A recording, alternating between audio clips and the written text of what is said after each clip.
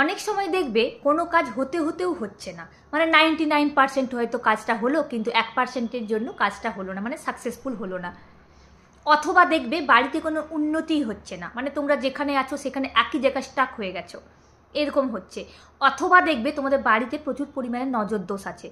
কিন্তু আজ যে রেমেডিটা আমি তোমাদের সাথে শেয়ার করতে চলেছি, যদি তোমরা সেটা ঠিকঠাকভাবে ফলো করতে পারো, দেখবে সমস্ত ধরনের যে তোমাদের প্রবলেম চলছে সেগুলো দেখবে প্রবলেমগুলো ধীরে ধীরে তোমাদের বাড়িতে কেটে গেছে। এর জন্য তোমাদের যেটা করতে হবে, তোমরা নিয়ে নেবে একটা কালো কাপড়।